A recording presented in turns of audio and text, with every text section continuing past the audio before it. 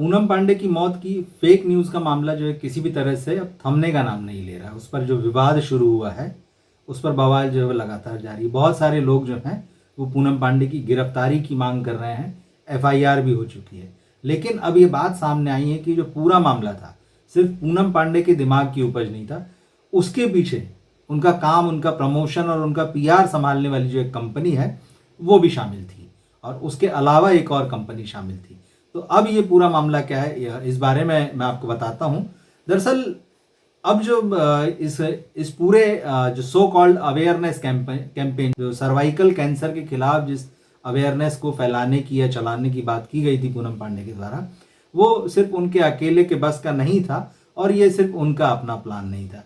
दरअसल एक कंपनी है शबांग करके, वो जो है वो पूनम पांडे का काम देखती है। और अब जब ये मामला बहुत ज़्यादा बढ़ गया, बात एफआईआर तक पहुंच गई, लोग पूनम पांडे को सजा देने की मांग करने लगे हैं, तब इस कंपनी ने जो है वो ऑफिशियली जो है अपने सोशल मीडिया अकाउंट पर सामने आकर ये माना है कि उससे गलती हुई है और उसने जो है इस गलती के लिए माफ़ी मांगी। दरअसल वही है कि क्योंकि जब इस तरह की कंपनीज के हितों पर चोट पड़ती है, जब उन्हें लगता है कि अब उसका आर्थिक नुकसान उनको झेलना पड़ेगा, जब क्लाइंट्स जो है वो उनके हाथ से निकल जाएंगे, तब ये कंपनियां जो है ये आगे आती हैं और अपनी गलती को स्वीकार करती हैं। हाल के दिनों में इस तरह की कई चीज़ें हुई हैं अलग अलग फील्ड्स में। यही जो है पूनम पांडे के केस में हुआ। तो जब लोगों का गुस्सा फूट पड़ा है और जब वो चारों तरफ थू थू हो रही है, तो इस कंपनी ने जो है ऑफिशियली जो है माफ़ी मांगी है। और उन्होंने अपने सोशल मीडिया हैंडल पर बाकायदा लिखा है इस बारे में कि क्या किस तरह से सारा कुछ हुआ है, वो मैं आपको बताता हूँ। दरअसल इस कंपनी ने अब अपने ऑफिशियल हैंडल पर जो है वो शेयर किया माफ़ीनामा, और उसने लिखा है कि हम लोग जो है वो हॉटरफ्लाई एक और दूसरी कंपनी है, उसके सपोर्ट से जो है हम लोग जो है पूनम पांडे का जो सर्वाइकल कैंसर के अगेंस्ट जो अवेयरनेस का जो प्रोग्राम था, जो पहल थी, उसमें हम लोग भी शामिल थे।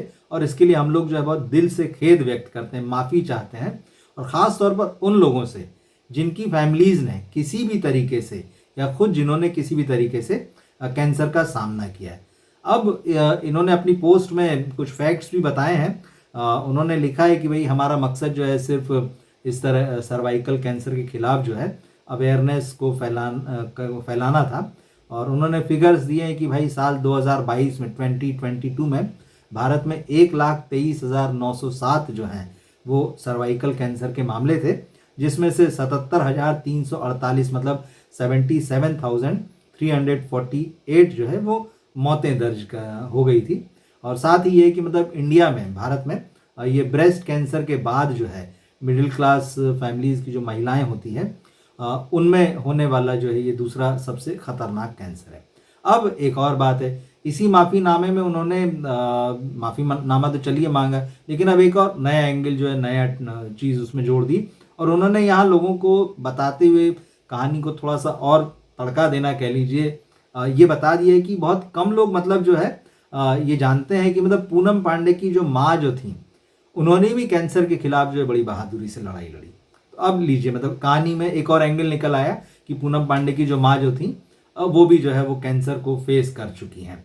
और फिर इन्होंने अपने आगे माफ़ीनामे में लिखा है कि मतलब इसे करीब से देखने और पर्सनल लाइफ में ऐसी बीमारियों से लड़ने की चुनौतियों से गुजरने के बाद जो है वो एक्ट्रेस ने इस बीमारी की रोकथाम का जो इम्पोर्टेंस है वो और इसके अवेयरनेस को जो है वो लोगों तक पहुंचाने की कोशिश की और समझी है।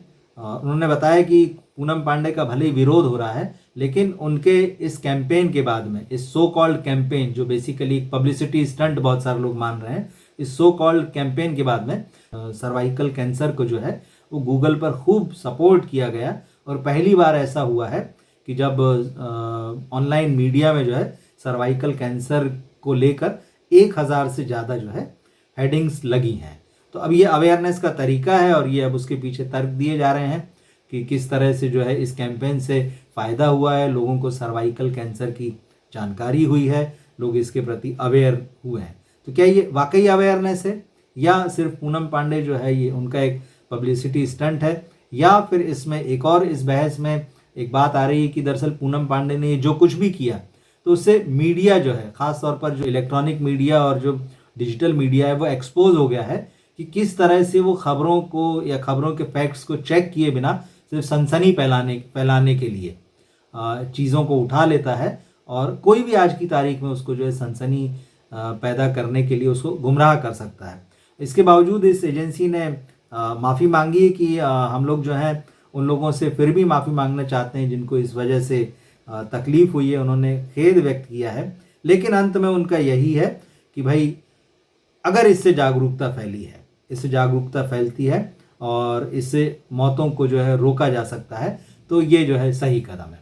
मतलब चित भी मेरी और पट भी मेरी वाला मामला है। तो ये है पूरा मामला।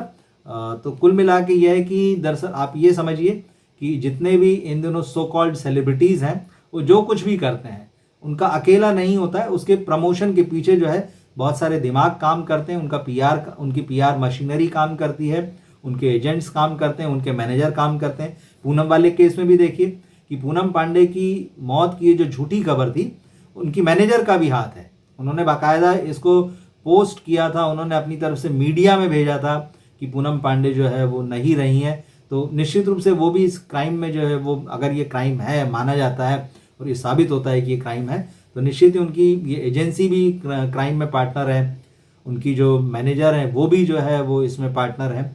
लेकिन इससे यही हुआ है कि थोड़ा सा उथल पुथल मची है और फिर जो है एथिक्स जो होता है, जर्नलिज्म का कहिए या जो सोशल मीडिया के जो लिमिटेशंस है जिसको क्रॉस नहीं होना चाहिए, ये सब कुल मिला के एक जो सीरियस चीज़ है उसको जो है गॉसिप में बदल देना, ये वही चीज़ है कि आप गॉसिप में बदल दिया, आपने एक सीरियस चीज़ को आपने एक स्टंट में बदल दिया।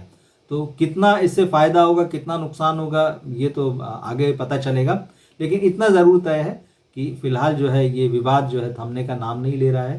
पूनम पांडे कंट्रोवर्सी में है, पूनम पांडे एक बार फिर से छाई हुई हैं। तो सर्वाइकल कैंसर से जो लोग जूझ रहे हैं या जिनके सामने इसका खतरा है, उन्हें इस अवेयरनेस का फ़ायदा मिले ना मिले, फिलहाल जो है पूनम पांडे को जो है इसका पूरा भरपूर फ़ायदा मिल रहा है। वो खूब सर्च हो रही हैं, उनके बारे में खूब लिखा पढ़ा और बोला जा रहा है।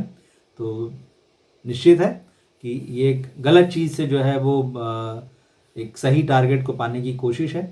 आप क्या सोचते हैं इस पूरे मुद्दे पर, पूनम पांडे को लेकर, उनके इस कैंपेन को लेकर या उनके स्टंट को लेकर? कमेंट बॉक्स में हमें लिखकर बताइए, अपनी राय शेयर कीजिए। हमारा वीडियो जो है वो अपने दोस्तों और फैमिली में शेयर कीजिए और इस चैनल को देखते रहिए, सब्सक्राइब कीजिए। फिर मिलते हैं अगले वीडियो में। नमस्कार।